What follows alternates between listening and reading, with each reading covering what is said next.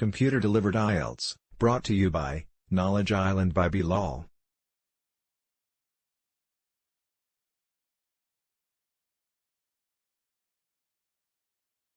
You will hear a number of different recordings, and you will have to answer questions on what you hear.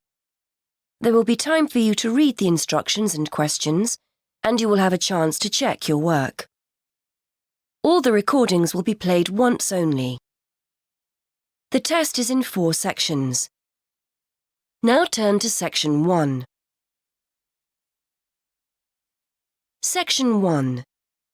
You will hear a conversation between a police officer and a woman who witnessed an accident. First, you have some time to look at questions 1 to 10.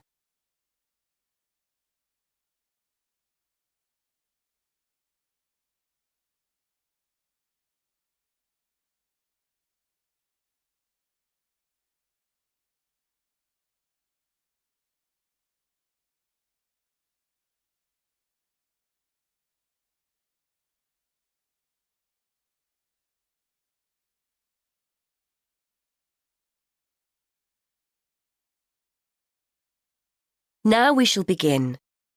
You should answer the questions as you listen, because you will not hear the recording a second time.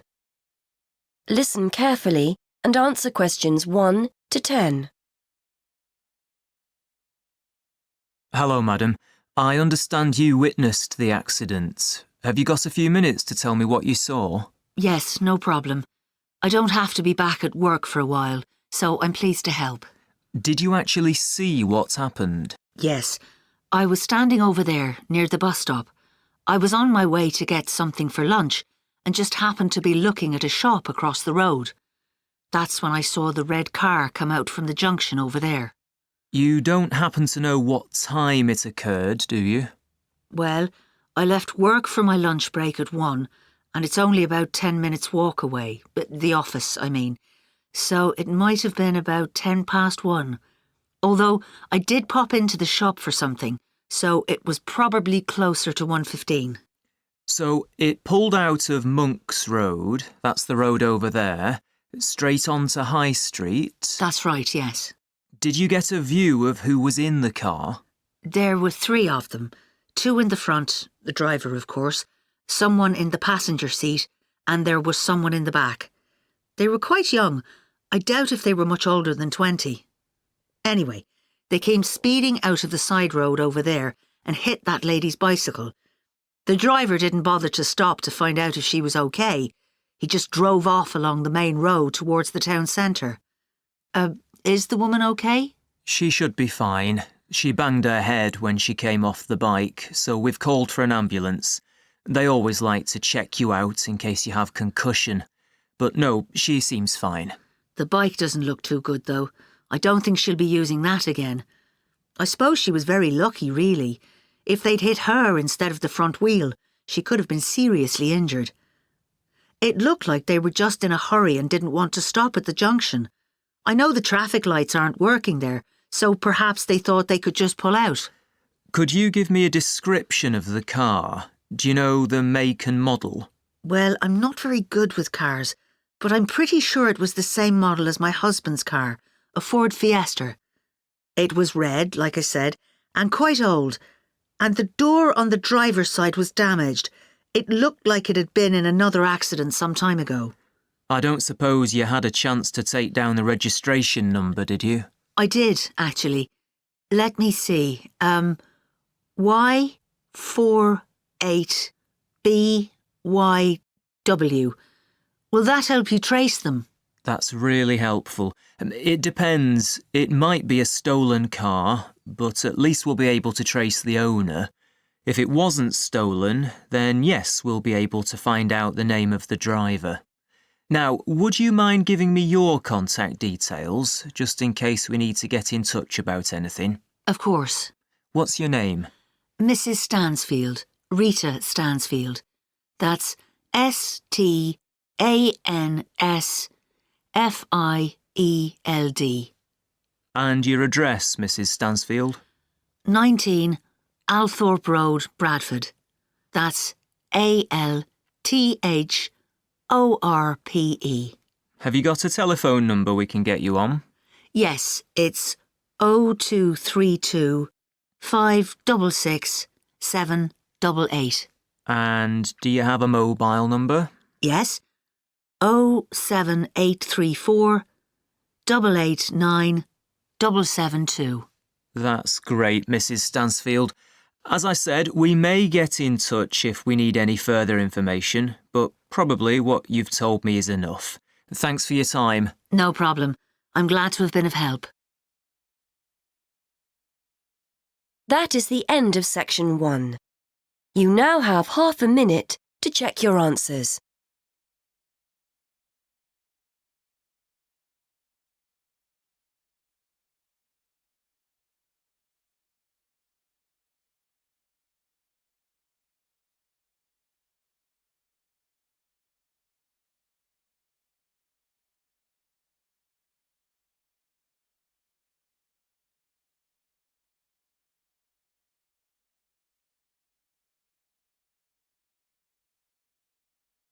Now turn to section 2.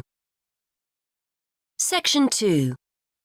You will hear a speaker talking about saving energy in the home.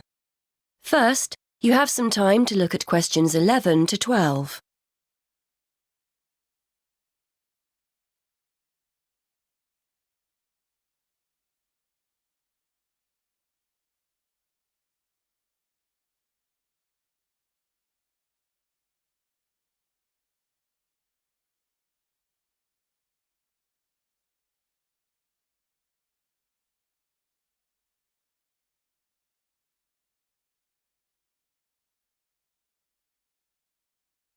Now listen and answer questions 11 to 12.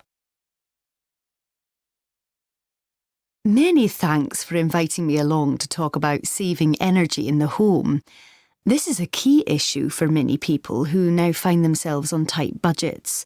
So today I'd like to spend a few minutes going through some simple tips to help keep those energy bills to a minimum. I'll start with some easy, cheap ideas before talking about more major solutions later. I think we're all aware of the importance of insulating our homes, and although I'd advise you to get it done, I appreciate it can sometimes be inconvenient to have building work carried out. And though they're growing in popularity, having solar panels installed on the roof isn't a cheap enough option for many of us to consider seriously. So what other steps can we take? Well, most people will make a point of turning the heating down when temperatures outside rise, but they ignore other equally useful ways of saving energy when they're making dinner or doing their weekly laundry. Before you hear the rest of the talk, you have some time to look at questions 13 to 20.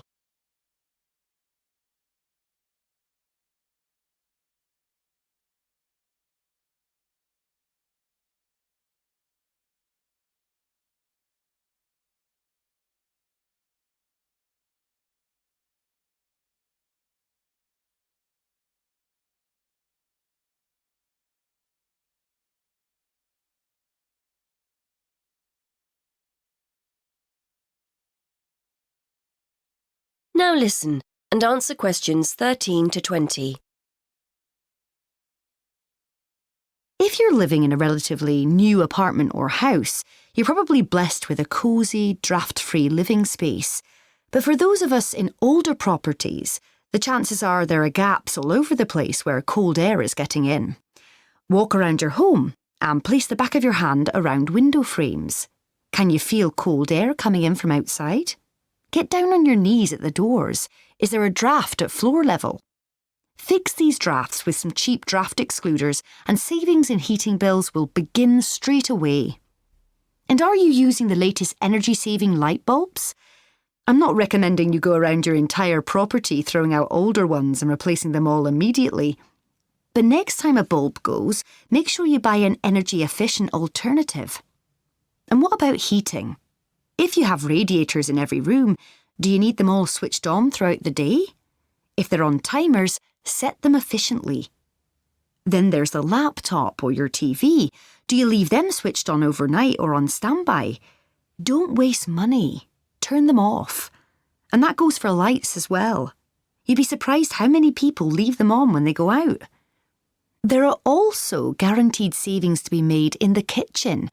I'm always telling my husband not to overfill the kettle when he makes a cup of tea. Why boil more water than you actually need? When you consider how many times that kettle gets used every day, you'll appreciate just how much electricity can be saved by boiling what you need and no more. And the next time you're cooking pasta or potatoes, keep a lid on the pot. The water will boil much more quickly than if you leave it off. And if you've bought yourself a pressure cooker or steamer and it's sitting in the cupboard never being used, get it out. They're much more efficient than pots and pans. Now, the refrigerator and freezer. If the fridge is next to the cooker, it's having to work harder to stay cold. But as I'm giving cheap, easy solutions here, a kitchen redesign might be out of the question. Still, there are other energy-saving steps you can take. Keep an eye on the temperature control. We often forget to turn it down in the colder winter months when a high setting is unnecessary. Also, remember to defrost the freezer frequently and try not to overfill it, as this isn't the most efficient way of using it. The washing machine is another potential money saver. A lot of people wash at 40 degrees Celsius, but it's often okay to drop the temperature down to 30 degrees Celsius with similar results. And remember to either wash full loads or select the half-load programme. Again, a surprising number of people forget to do this. And is it really necessary to dry your clothes in a tumble dryer? If you have a garden or a yard, hang them outside.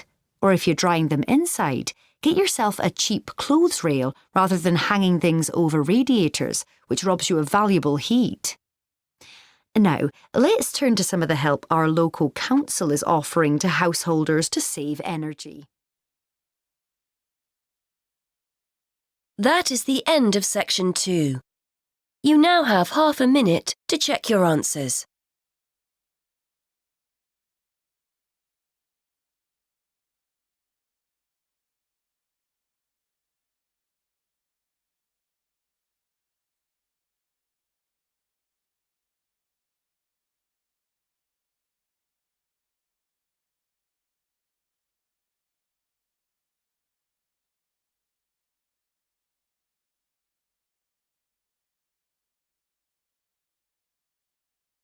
Now turn to section 3.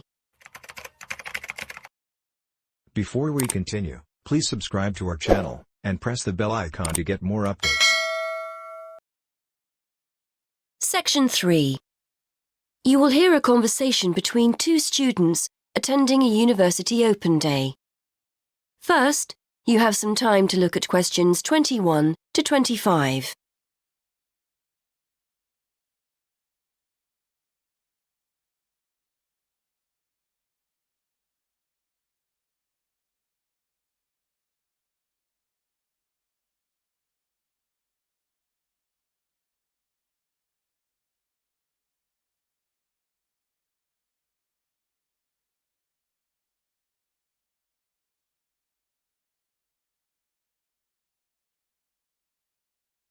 Now listen and answer questions 21 to 25.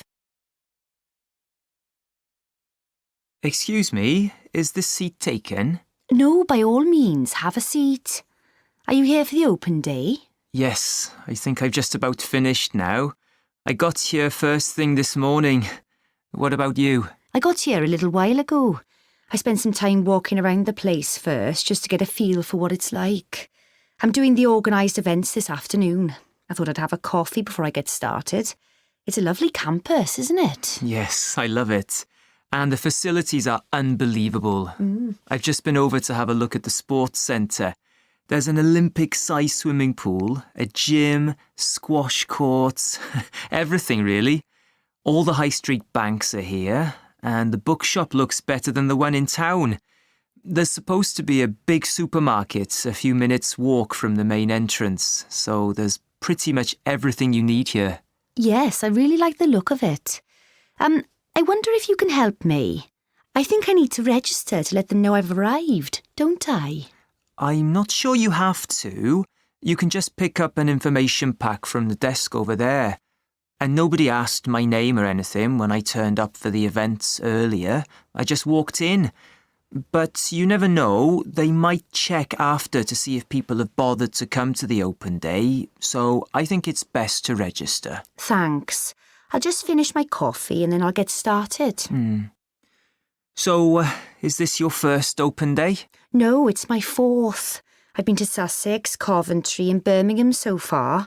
They've all got their good points, but being a bit older, I'm particularly keen on somewhere that has a few students my age on the course.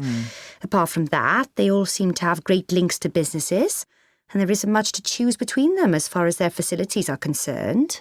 How about you? I haven't been to any other open days yet, but I'm hoping I end up here. I've just been to a presentation by the head of department. It sounds like a great place to do maths. That's my subject. He was telling us about all the avenues open to maths graduates and the kind of work you can end up doing. A lot of students go into finance, accountancy, banking, that kind of thing. I can't say that's ever appealed to me, though. My maths teacher at college was telling me about the opportunities in the software industry, which I quite like the sound of. Before you hear more of the conversation, you have some time to look at questions 26 to 30.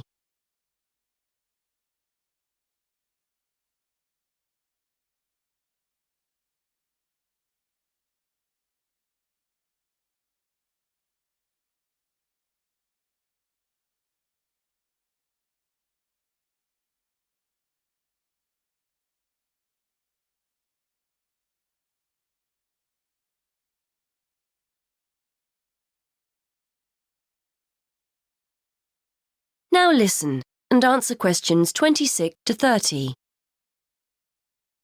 Well, I hope you managed to get in. According to the letter they sent me, my department is doing something similar. There's also someone who'll be explaining about the year abroad. Apparently, you can spend your third year at one of their partner universities in Spain or Germany. I'm going to have to give that a miss, though, to catch my train. And there's an exhibition area in the physics department with some of the things people are doing here. I'll try and catch that. Oh, and there's also a talk later this afternoon by the head. I can't miss that. There were a few second and third year students at the exhibition I went to. One of them gave me some great tips on finding work as well. I already knew about a couple of accountancy firms in the area that offer work experience. That's on a voluntary basis, though. But apparently the students helping here on the open day get paid, and the university advertises other jobs that come up now and again, so that's worth remembering. And a lot of the shops here are always looking for staff. That's useful to know. I overheard someone saying there's a tour of some of the halls of residence in about half an hour, so I think I'll register and try to fit that in before I go to the talk. Are you thinking of living on campus? I've not made my mind up yet. I don't live far from here. My parents' place is just the other side of town. I could easily get the bus onto campus. Plus, it would be a lot cheaper if I stayed at home. But it would be nice to get some independence as well. So, I don't know. I'll have to see. But I didn't know about the tour. Would you mind if I tag along with you? No, not at all. Let me just finish my coffee and I'll go and register. That is the end of section 3. You now have half a minute to check your answers.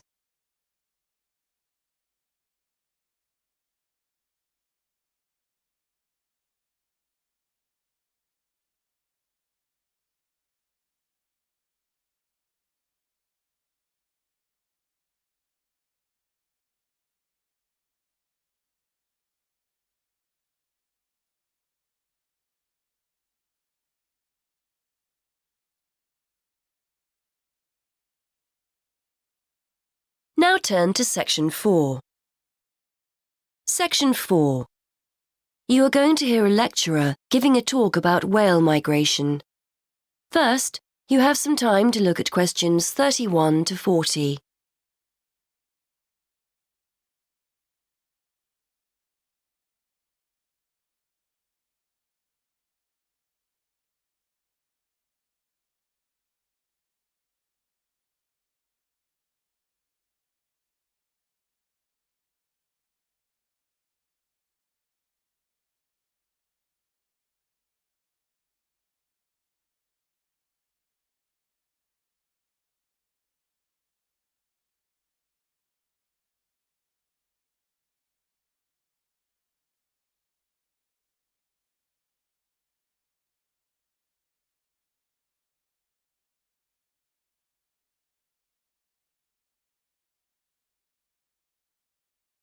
Now listen and answer questions 31 to 40.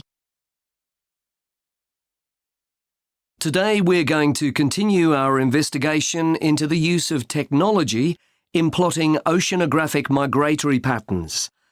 And I'd like to focus specifically on creatures that we didn't even realise existed until very recently. Pygmy blue whales. In particular, I'd like to talk about a high-tech method of tracking that researchers have used to find out more about these creatures. Pygmy blue whales, which are one of several subspecies of blue whales, spend their lives in the vast expanses of the Indian and Southern Pacific Oceans. They were first identified as a distinct subspecies in 1966. Before then, they were probably confused with the Antarctic or true blue whale, so it's only recently that researchers have started to learn about them and their migrations to and from their breeding and feeding grounds. Scientists are interested in pygmy blue whales because, although they are a very mobile subspecies, very little is known about their movements and their populations. Large-scale movements of whales are particularly hard to study, and what we do know about pygmy blue whales, we've mainly learned from examining whaling records. There are several populations of pygmy blue whales in the southern hemisphere and two main feeding grounds off southern and western Australia. Scientists were interested in testing their hypothesis that the pygmy blue whales feeding off Western Australia migrate to Indonesia to breed. To track the whales' movements, researchers made use of something called satellite telemetry. This refers to the use of a satellite-linked tag attached to a whale. When the antenna on the whale breaks the surface of the water, the tag communicates with a satellite system. The location of the whale can be determined when multiple satellites receive the tag's transmissions, much like how the navigation system works on a mobile phone. Researchers receive this location data in almost real time via the project website, which allows them to track the movement of the tagged whale from many miles away. The use of these tags has enabled researchers to discover that pygmy blue whales do indeed travel northwards from the west coast of Australia in March and April, reaching the warmer breeding grounds of Indonesia in June. They remain there until September, at which time they then return to Australian waters. In addition to identifying the migratory pattern of this particular population of pygmy whales, research has also shone new light on the whales' feeding patterns. It's usually assumed that whales go without food outside of the summer, when they leave their feeding grounds. But interestingly, the pygmy blue whales studied travel from productive feeding grounds off Western Australia to productive areas in Indonesia, and therefore probably still have the opportunity to feed whilst they're in their breeding grounds. It is hoped that mapping the migratory movements of the pygmy whales will help conservation efforts for these endangered animals, and the study has enabled researchers to identify specific conservation issues. For example, the migratory routes of pygmy blue whales correspond closely with shipping routes. Consequently, researchers are keen to monitor whether this has any negative effects on the whale's behaviour. Baleen whales, these are whales that use filters to feed, not teeth, use sounds to communicate and to gain information about their environment. Clearly, as pygmy blue whale movements correspond to shipping routes, there is potential for the noise generated by ships to affect communication and hence social encounters and feeding. Previously, researchers could only hypothesise that pygmy blue whales occupying Western Australian waters travelled into Indonesian waters. Now that this hypothesis has been borne out by evidence, conservation efforts can be undertaken in a wider area than just Australian waters. However, scientists aren't stopping here. A question mark still remains over the movements of the pygmy blue whales that utilise the feeding grounds further south, off the southern coast of Australia. Genetic evidence indicates that there is a mixing taking place between the population of whales in the feeding grounds of Western Australia and the population further south. Researchers are keen to discover whether the pygmy whales from the southern feeding grounds follow a similar migration route to those from the west coast, or whether they migrate to the subtropical region to the south of Australia. As a result, there are plans to tag the pygmy blue whales further south in order to find out whether they move through the same areas as the western population and are therefore exposed to the same risks. That is the end of section 4. You now have half a minute to check your answers.